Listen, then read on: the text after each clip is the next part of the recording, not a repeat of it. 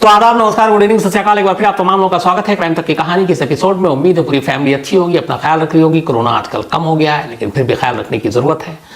उधर यूक्रेन और रूस के बीच लगातार जंग जारी है। हालांकि आज जेलेंस्की, जो यूक्रेन के प्रेसिडेंट हैं, उन्होंने कहा है कि यूक्रेन नेटो में शामिल नहीं होगा। नेटो की कहानी आपको सुना चुका हूँ। 30 देशों का एक समूह है जिसकी अगुवाई अमेरिका करता है, और ये 30 देश मिलकर इन्होंने अपनी एक सेना बना रखी है। और उनका ये भी कहना है कि इन 30 देशों की तरफ कोई भी आंख उठाकर देखेगा, उस पर हमला करेगा तो इन 30 के 30 देशों का दुश्मन होगा। और यूक्रेन इसी नेटो का मेंबर बनना चाहता था। रूस के राष्ट्रपति पुतिन को ये बात पसंद नहीं थी और शुरू से वो इसका विरोध कर रहे थे, और जंग की एक बहुत बड़ी वजह ये भी थी। तो अब जेलेंस्की का स्टेटमेंट कि नेटो में शामिल नहीं होगा यूक्रेन, इसके अलग अलग विद्वान जो है अलग अलग मतलब निकालेंगे कि क्या जेलेंस्की अब यही चीज़ करना था तो पहले कर देते, करीब 20 दिन पहले, तो शायद ये जंग ना होती। और क्या उनके इस कहने से अब पुतिन जो हमला है वो रोक देंगे, ये भी एक बड़ा सवाल है।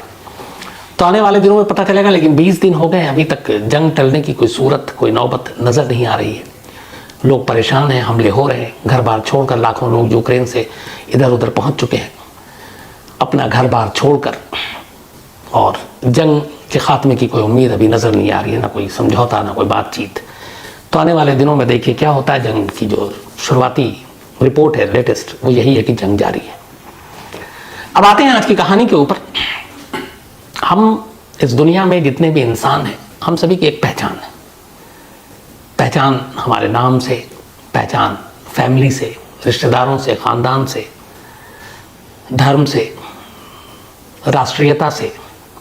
कहीं ना कहीं ऐसी चीज़ होती है जिससे हम एक पहचान होती है।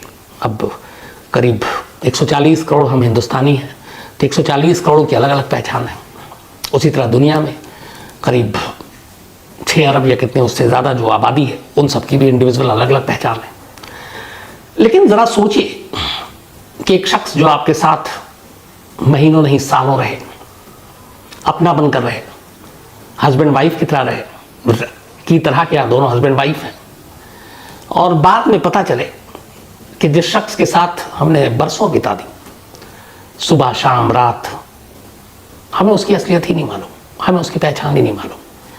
इसको ऐसे भी समझिए कि मान लीजिए कि घर में आपके परिवार के सदस्य हैं। किसी के घर में 3 लोग हैं, किसी के 4, किसी के 5, किसी के 6। 3-4 लोगों का ही मेंबर मान लीजिए कि एक घर में परिवार रहता है। आप सब बचपन से साथ हैं, बचपन से बड़े हुए, दुख सुख शादी ब्याह सभी में शामिल हुए। और अचानक बरसों बाद आपको पता चले कि हम जो 4-5 लोग एक ही छत के नीचे इतने सालों तक हमने गुजार दी, आपस में भाई बहन, माँ बाप, नानी नाना, दादी दादा का रिश्ता, पर इनमें से एक की तो जो पहचान हम समझते थे वो तो है ही नहीं, वो तो कोई और है। तो फिर क्या बीतेगी। आज की कहानी ऐसी ही एक महिला की है जो दूसरों की आइडेंटिटी चुराती थी। कहानी अमेरिका के टेक्सास की है। कहानी 2010 की है, 2010, आज से 12 साल पहले। 24 दिसंबर 2010 की बात है। क्रिसमस ईव थी। अमेरिका के टेक्सास शहर में एक लेडी जिसकी उम्र थी 42 साल, नाम था लॉरी एरिका रफ। ये अपनी गाड़ी में अपने घर से निकलती है, अपने इन लॉज के घर के बाहर गाड़ी रोकती है, और फिर गाड़ी को वहीं पार्क करके उसी गाड़ी में बैठी रहती है। गाड़ी स्टार्ट है, इंजन बंद नहीं करती। और फिर अचानक उस गाड़ी से फायर की आवाज़ आती है। उस पार्किंग के आसपास और भी गाड़ियाँ थी। कुछ लोग गाड़ी की तरफ बढ़ रहे थे, कुछ गाड़ी से उतर रहे थे। गोली की आवाज़ सुनकर वो भागते हैं इस गाड़ी की तरफ। देखते हैं ड्राइविंग सीट पर लॉरी एरिका रफ, 42 साल की एक महिला, सर में गोली, खून से लथपथ सीट पर पड़ी हुई है। फौरन पुलिस को खबर की जाती है। पुलिस आती है, हॉस्पिटल ले जाते हैं, लेकिन मौत हो चुकी थी। इसके बाद जांच शुरू होती है। गाड़ी के अंदर से 2 सुसाइड नोट मिलता है। एक लॉरी के पति के नाम पे, जिनका नाम था ब्लेक रफ, और दूसरा उसकी एक 2 साल की बेटी थी, उसके नाम पर। पुलिस की तफ्तीश जब होती है तो फिर पता चलता है कि लॉरी ने ब्लेक रफ से 2004 में शादी की थी। करीब 6 साल इन दोनों की शादी को हो गए थे, लेकिन दोनों को कोई औलाद नहीं हो रही थी। बड़ी इन्होंने इधर उधर दिखाया, डॉक्टरों को इलाज कराया, और आखिरकार 4 साल की मन्नत और डॉक्टरों को दिखाने के बाद 2008 में लॉरी एरिका प्रेग्नेंट हुई और एक बेटी को जन्म दिया। बेटी के जन्म देने के बाद लॉरी बहुत खुश थी, लेकिन इस खुशी के साथ साथ उसके अंदर एक चेंजेस आया, एक परिवर्तन आया, एक तब्दीली आई। वो अपनी उस बच्ची को किसी को भी छूने या गोद में देना ही नहीं चाहती थी। यहाँ तक कि उसके अपने पिता यानी कि ब्लैक रफ को भी अगर वो उसके पास बैठता, उसे गोद में उठाने की कोशिश करता, तो अचानक उसका बिहेवियर बदल जाता लॉरी का। वो गुस्सा करती। यहाँ तक कि उसके सास ससुर भी जब उसकी बेटी को प्यार करते या गोद में लेते तो वो भड़क जाती। हर वक्त वो अपनी बेटी को अपने पास अपने साथ चिपका कर रखती। उसे ये बर्दाश्त नहीं था कि कोई भी शख्स तीसरा उसके अलावा, चाहे वो उसका पति हो या उसके सास हो या ससुर हो या दोस्त हो, रिश्तेदार हो, कोई उसकी बेटी को हाथ भी लगाए। इस तब्दीली की वजह से बड़ी सारी प्रॉब्लम आई घर में। ब्लैक रफ ने बहुत समझाने की कोशिश की कि हर एक को बच्चा होता है लेकिन इस तरीके का बिहेवियर नहीं करता, लेकिन लॉरी मानने को तैयार नहीं थी। करीब साल भर तक वो समझाता रहा। आखिरकार 2010 आ गया। 2 साल की अब उसकी बेटी हो गई लेकिन लॉरी के बिहेवियर में कोई तब्दीली नहीं आई। 2010 में हार कर ब्लैक रफ ने लॉरी से डिवोर्स लेने का फैसला किया और उसने कोर्ट में डिवोर्स पेपर फाइल कर दिया। जब उसने डिवोर्स पेपर फाइल किया और लॉरी को यह बात पता चली तो वो बड़े सदमे में आ गई। उसने फिर समझाने की कोशिश की कि ऐसा मत करो। ब्लैक रफ ने बताया कि तुम्हारा बिहेवियर गलत है। फिर भी वो अपनी बेटी को लेकर बदलने को वो तैयार नहीं हुई और अब ये तय था कि दोनों के बीच में डिवोर्स हो जाएगा। लेकिन इस डिवोर्स पेपर की वजह से लॉरी बहुत परेशान हो गई और आखिरकार 24 दिसंबर 2010 को, इस दौरान में ये डिवोर्स पेपर के फाइल होते ही ब्लैक रफ अपनी बीवी के घर को छोड़कर इसी टेक्सास के दूसरे छोर पर उसके अपने माँ बाप रहते थे, उनके घर में शिफ्ट हो गया। अब लॉरी और उसकी बेटी अकेली थी, पति दूसरे घर में था। 24 दिसंबर 2010 को लॉरी अपनी गाड़ी में निकलती है और अपने इन लॉज के घर के बाहर नीचे पार्किंग में गाड़ी पार्क करती है और खुद को गोली मार लेती है। उसकी मौत हो गई थी। तो ये पूरी उसकी बैकग्राउंडर थी, कहानी पीछे की। अब मौत हो गई, पुलिस को सारी चीज़ें पता चली। जो 2 सुसाइड नोट मिले उसमें एक ब्लैक रफ के नाम पे था और उसमें उसकी सारी शिकवा शिकायतें कि मैं तुमसे डिवोर्स के बाद मैं जी नहीं पाऊंगी इसलिए मर रही हूँ। दूसरा, उसने अपनी 2 साल की बेटी के नाम सुसाइड नोट लिखा था कि मैं तुम्हें बहुत प्यार करती हूँ लेकिन मजबूर हूँ इसलिए छोड़कर जा रही हूँ तुम्हें। तो इन सारी चीज़ों के बाद पुलिस ने भी जब जांच की तो कोई फॉल प्ले और ऐसी चीज़ मिली नहीं। ब्लैक रफ ने भी सारी चीज़ बताई तो फिर कानूनन किसी के खिलाफ कोई मामला बना नहीं। अब मौत के बाद ब्लैक रफ ने अपनी बीवी के सारे सामान जो है उसको कलेक्ट करना शुरू किया। बीवी की याद में जो भी उससे जुड़ी हुई चीज़ें थी, यादें थी, सामान थे। तो घर में उसी सामान की तलाशी के दौरान, साफ सफाई के दौरान, अपनी बीवी के सामान को खोजने के दौरान उसे अलमीरा में एक बॉक्स मिला। ये बॉक्स जिस पे लॉक लगा हुआ था, सील्ड था और ब्लैक को ये पता था कि ये बॉक्स लॉरी का है क्योंकि शादी के बाद से लगातार वो इस बॉक्स को अपने साथ रखती थी। कई बार अलमारी में नजर पड़ी, ब्लैक ने उस बॉक्स को खोलने की कोशिश की, लॉरी भड़क गई। उसने उसे कसम दी थी कि तुम इस बॉक्स को कभी हाथ नहीं लगाओगे, ना कभी खोलोगे। अब ये अजीब सा बिहेवियर था कि एक पत्नी अपने पति से छुपा रही है कि इस बॉक्स में क्या है, क्या राज है। बट ब्लैक भी अपनी बीवी से बहुत प्यार करता था, उसने उसकी भावनाओं को ठेस नहीं पहुंचाई और उस बॉक्स को नहीं खोला। अब मौत के बाद अचानक वो बॉक्स पे नजर पड़ी, सील्ड, लॉक। अब लॉरी भी दुनिया में थी नहीं। ब्लैक को लगा कि आखिर इस बॉक्स में ऐसा क्या राज है जो कभी उसने जीते जी इसको छूने नहीं दिया। ब्लैक ने उस बॉक्स को खोला। उस बॉक्स में ऐसा कोई भी कीमती सामान नहीं था, लेकिन जो चीजें थी उसने ब्लैक को चौंका दिया। उस बॉक्स के अंदर कई सारे लोगों के बर्थ सर्टिफिकेट थे, डेथ सर्टिफिकेट थे, कुछ के आईडीज थे और ये सारी फीमेल की, लड़कियों की, औरतों की। अब इतनी सारी बर्थ सर्टिफिकेट, डेथ सर्टिफिकेट और आईडी देखकर ब्लैक को कुछ समझ में नहीं आया कि यह है क्या। उन्हीं आईडीज में से कुछ आईडीज उसने देखा, उसमें नाम अलग था लेकिन फोटो उसकी बीवी लॉरी का। अब उसे ये समझ में नहीं आया कि मामला है क्या। अब उसने रिकॉल करना शुरू किया कि ब्लैक की लॉरी से पहली मुलाकात 2004 में हुई थी, इसी टेक्सास में किसी क्लब में। वहां दोनों एक दूसरे के दोस्त बने, फिर दोनों में प्यार हुआ, दोनों ने शादी करी। लेकिन जब शादी की तो इन दोनों के अलावा सिर्फ एक गवाह था उस शादी का और वो था वो प्रीस्ट जो चर्च में जिन्होंने शादी कराई थी, कोई चौथा नहीं था। जब दोनों की मुलाकात बातचीत हुई, ब्लैक के माँ बाप से जब मिली लॉरी तो पूछा उन्होंने कि आप कौन हैं, क्या है। तो उसने बताया कि मेरे माँ बाप की मौत हो चुकी है बचपन में ही और मेरा कोई सिबलिंग नहीं है, मेरा कोई भाई बहन नहीं है, मैं अकेली हूँ इस दुनिया में। तो उन्हें लगा बहुत सारे लोगों के होते हैं, तो उन्होंने इन चीज़ों पे ध्यान नहीं दिया। अब ब्लैक को याद आना शुरू हुआ कि वाकई उसकी कभी कोई फैमिली से मुलाकात नहीं, ना उसने किसी के बारे में बताया। उसने कहा पेरेंट्स की मौत हो चुकी, भाई बहन कोई है नहीं। लेकिन ये सारे आईडी प्रूफ, बर्थ सर्टिफिकेट, इनका क्या मतलब है?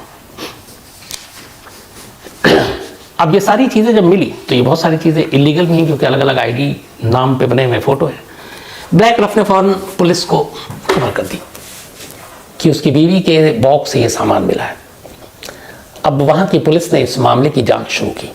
सबसे पहले लॉरी एरिका रफ पूरा नाम था। तो पता चला कि जब ब्लैक रफ से वो मिली थी तब उसका नाम लॉरी एरिका कैनेडी था। उसने यही बताया था। शादी के बाद सरनेम चेंज कर लिया।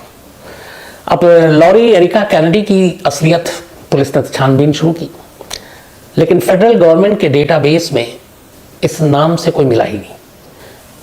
फिर ढूंढा गया कि शायद मिले, तो पता चला कि हाँ, लॉरी एरिका कैनेडी के नाम पर एक लड़की तो है, लेकिन वो दूसरे शहर में है। पुलिस की टीम ने वहां से जब पता किया कि ये कौन है, तो पता चला कि वो तो 2 साल की बच्ची है, लॉरी एरिका कैनेडी। और उस बच्ची की 1988 में ही मौत हो चुकी। उसी के घर में आग लग गई थी और उस घर में आग लगने की वजह से उसकी जान चली गई। अब पुलिस को बड़ा अजीब कि जो आईडी और जो नाम उसने लॉरी एरिका कैनेडी बताया अपना, वो एक बच्ची है, डेटाबेस से पता चला। और उसकी उम्र 2 साल, जबकि उस वक्त इसकी उम्र करीब 25-28 साल होगी। और उस बच्ची की मौत हो चुकी है हादसे में। पुलिस वहां पे जाकर उस बच्ची के माँ बाप से मिली, पूछताछ की, तो वो सारी हकीकत सामने आ गई। तो सवाल ये था, रहस्य ये था कि फिर लॉरी एरिका ने कैनेडी नाम क्यों इस्तेमाल किया। अब पुलिस उसके बारे में ये छानबीन करती रही, लेकिन कोई जानकारी नहीं मिली। फिर पुलिस को कुछ और नाम मिले और उस नाम के जरिए फिर पुलिस ने कोशिश की तफ्तीश करने की, लेकिन पता चला कि पूरे यूएस में लॉरी एरिका नाम का कोई रिकॉर्ड है ही नहीं, कोई डेटाबेस में कहीं है ही नहीं पूरे यूएस में। जिस तरीके के वो सारे डेट ऑफ बर्थ और उसके ड्राइविंग लाइसेंस थे, वो कहीं मैच नहीं किया। तो अब सवाल ये था कि करीब 2004 से 10 तक तो वो ब्लैक रफ की ज़िंदगी में रही। उससे पहले वो जहाँ पे रही, उसने बताया वहाँ पे कुछ लोगों ने बताया कि हाँ कैनेडी के नाम पे रही। तो ये फिर थी कौन, जिसका कोई रिकॉर्ड, मतलब 2004 से पहले का तो उसका कोई निशानी ही नहीं, कोई पहचान ही नहीं, कोई आइडेंटिटी ही नहीं। अब पुलिस तमाम पहलुओं से सोच रही कि ये मसला क्या है। उसमें सारे एंगल हैं कि कहीं कोई राज, कोई जासूस, कुछ और तो नहीं, विदेशी नागरिक तो नहीं। पुलिस करती रही तलाश, लेकिन कोई फायदा नहीं हुआ, उसकी असलियत पता नहीं चली। इसी दौरान में इसी टेक्सास की पुलिस का एक अफसर, जो थोड़ा साइंटिफिक इन्वेस्टिगेशन में भी माहिर, उसने जब अखबार में और पेपर में ये सारे मीडिया में खबरें आई कि एक लॉरी एरिका रफ नाम की, जिसकी आइडेंटिटी ही पता नहीं है कि कौन है क्या है, तो वो उसकी हकीकत क्या है पता करना है, वो लगा रहा। फिर उसने क्या किया कि लॉरी एरिका की जो 2 साल की बेटी थी उसका डीएनए सैंपल लिया और उस डीएनए सैंपल के जरिए उसने एक फैमिली ट्री बनाई कि आखिर ये किस खानदान से जाकर मिलती है। क्योंकि आजकल पहचान किसी का भी पता करना बड़ा आसान है। मेरे पूर्वज कौन है, मेरे डीएनए से वो धीरे धीरे धीरे फैमिली ट्री तक पहुंचा जा सकता है। तो करते करते ये लोग उसकी 2 साल की बेटी के डीएनए के सैंपल के जरिए तफ्तीश शुरू हुई। ये पुलिस अफसर लगा रहा, 6 साल बीत गए। सितंबर 2016 आ गया।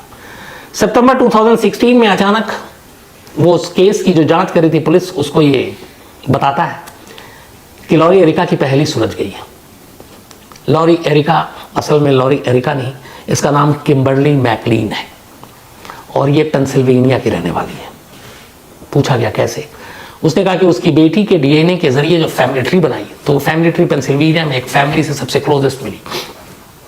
उसके बाद वो वहाँ पहुँचा, उसने लॉरी एरिका के ड्राइविंग लाइसेंस और कुछ फोटोग्राफ्स अपने साथ ले गया। उस घर में पहुँचा, वहाँ जाने के बाद उसने पूछा कि कोई लॉरी एरिका आप रफ को जानते हैं? उन्होंने कहा नहीं, हम तो नहीं जानते।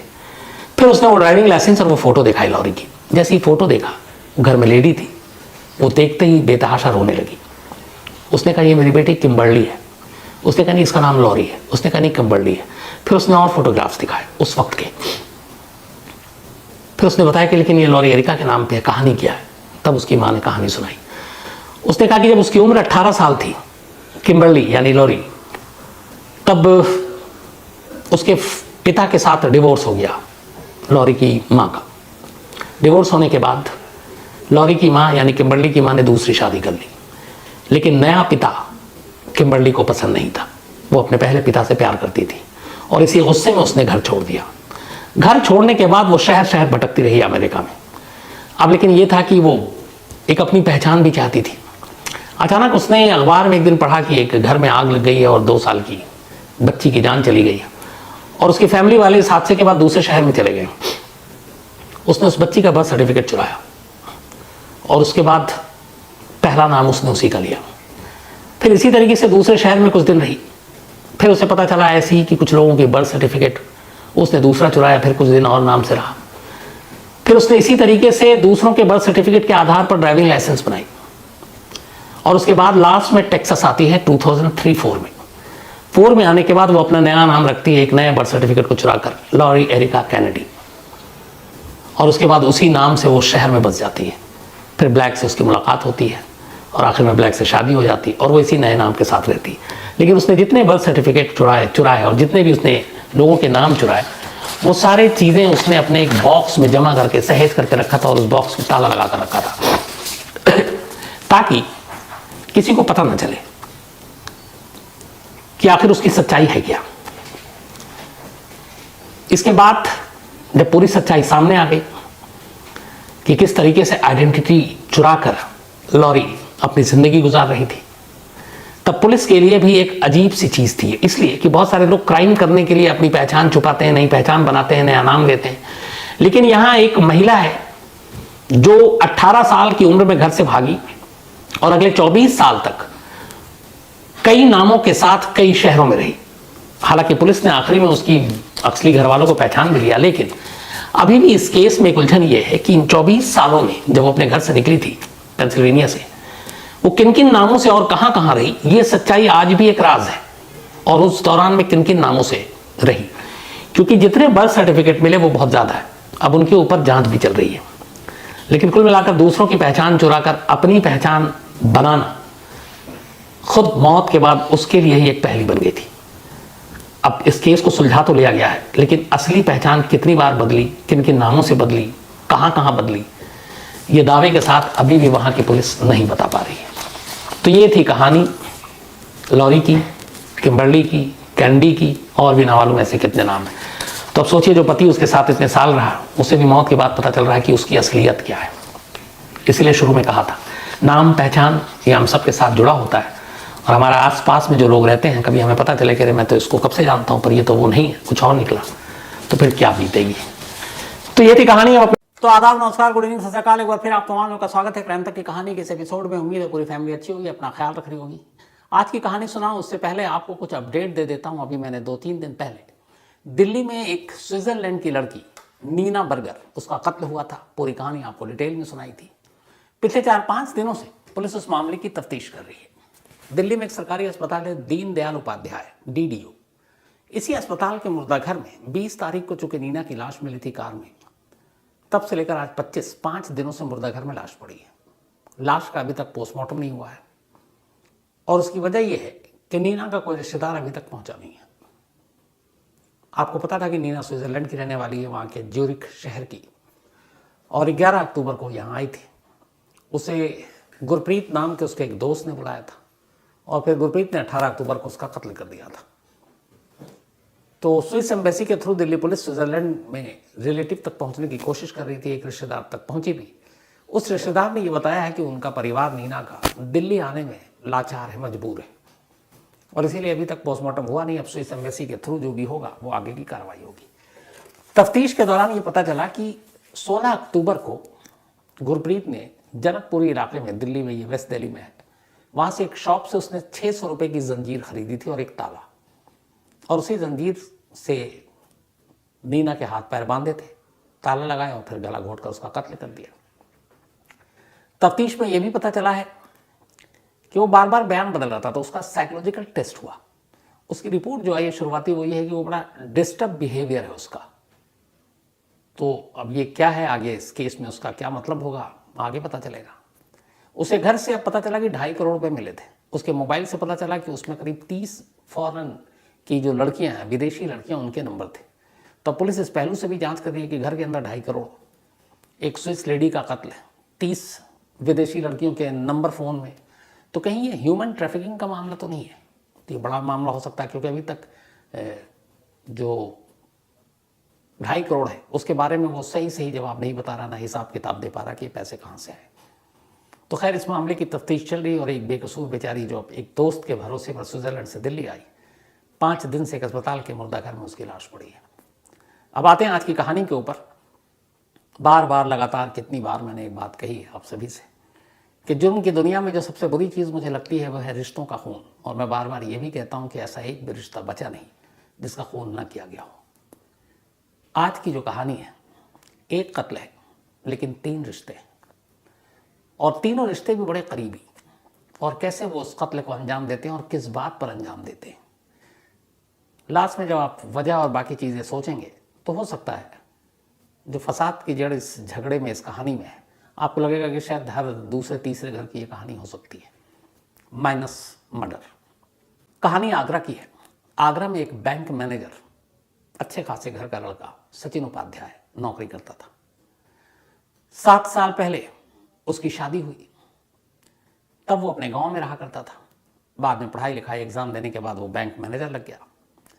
अब शादी होने के बाद शुरुआत में उसने अपनी बीवी, जो उसको अपने साथ रखा करता था, बेटी यानी कि उसके ससुर की बेटी और उसकी बीवी, नाम था प्रियंका, सचिन की वाइफ प्रियंका।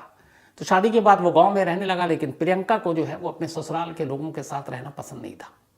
वो चाहती थी कि नहीं, हम कहीं अलग बड़े शहर में रहें, अकेले रहें, सास ससुर ननद देवर ये सब जो भी हैं, ये सब रिश्ते बोझ हैं, अलग रहें।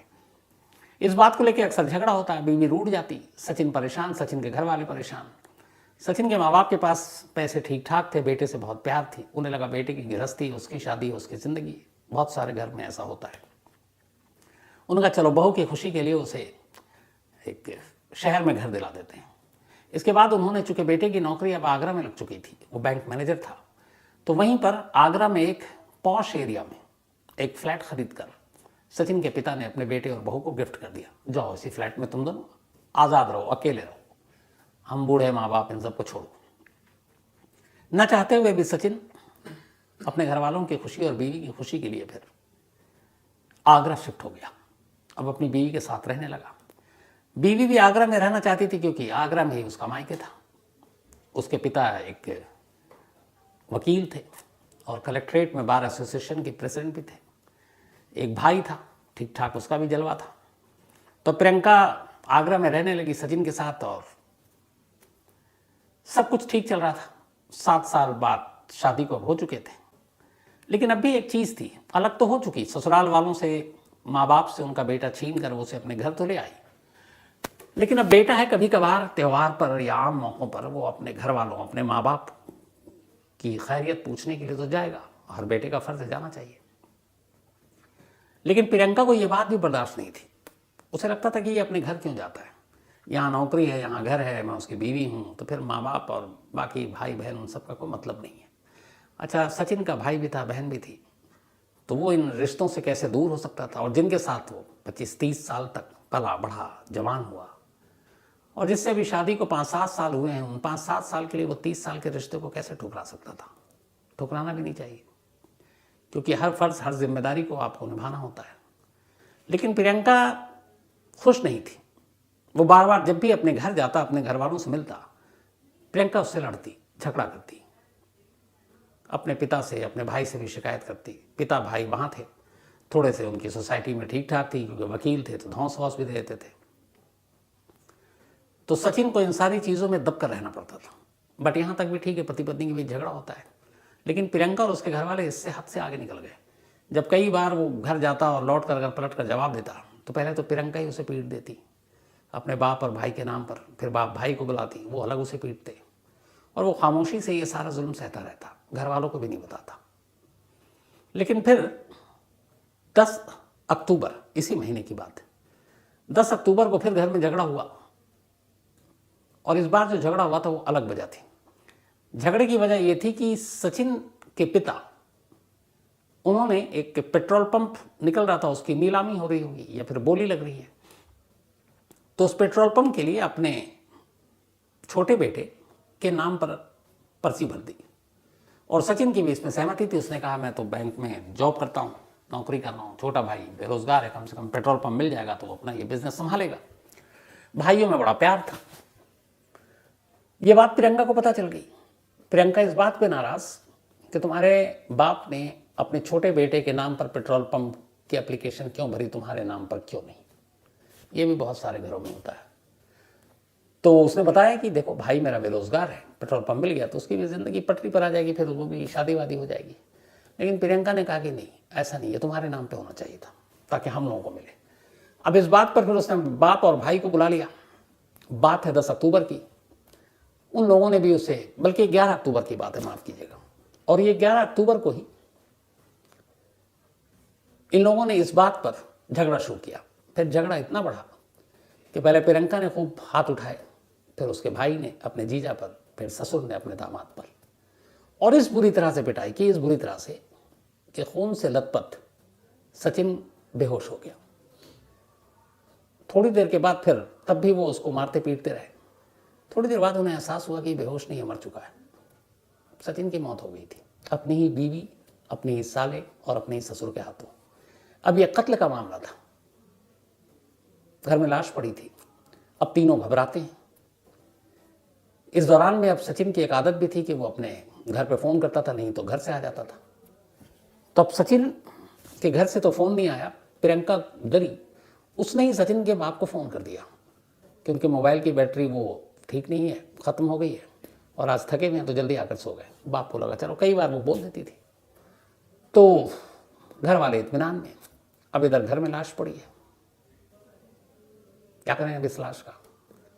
तो तीनों ने तय किया कि इस लाश को रात के अंधेरे में कहीं ठिकाने लगा देंगे। लेकिन इसके बाद चूंकि फादर वकील हर चीज जानता है, कहां से बचना है, कहां से फंसाना है, कानूनी दांवपेच, सबूत, सुराग, तो लोगों ने रैकी की घर के आसपास फ्लैट के, तो देखा बहुत जगह पे सीसीटीवी कैमरा लगा हुआ। अब कितने कैमरे को आप हटाओगे, ये हटाओगे तो पकड़े जाओगे, तब भी कैमरे में आ जाएंगे, आप हटाते या बंद करते। तो उन्हें लगा कि अगर घर से इस लाश को लेकर निकलते हैं तो किसी न किसी कैमरे में कैद हो जाएंगे, तो इसलिए अब लाश तो बाहर नहीं जा सकती। उन्हें एहसास हो गया, तो अब लाश का क्या करें। उन्होंने कहा प्लान करते हैं, सोचते हैं। अब प्लान कर रहे हैं। रात तब तक कमरे की सफाई हुई, घर की सफाई हुई, खून से सने हुए चादर को धो दिया गया, सब टांग दिया गया, पूरा फर्श सब कुछ साफ सफाई हो गई। लाश रूम में पड़ी है।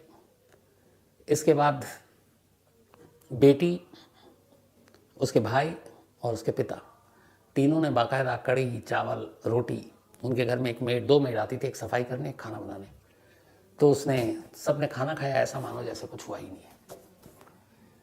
11 अक्टूबर की रात बीत गई। लाश कमरे में है।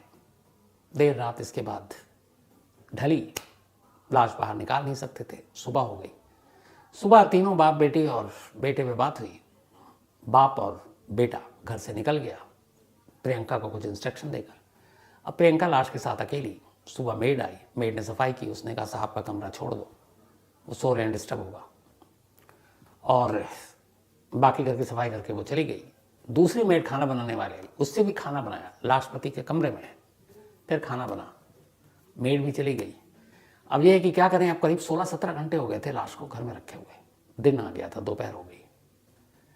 तब इसने ये पड़ोसी के पास जाती है अपनी प्रियंका और कहती है कि मेरी मोबाइल की बैटरी का शीशा टूट गया, नंबर दिखाई नहीं दे रहा, मुझे पापा को एक कॉल करना है। उसके बाद वो लेकर पापा को कॉल करती है। फिर पापा उससे कुछ बताते हैं। फिर उसके बाद ये अपने एक रिश्तेदार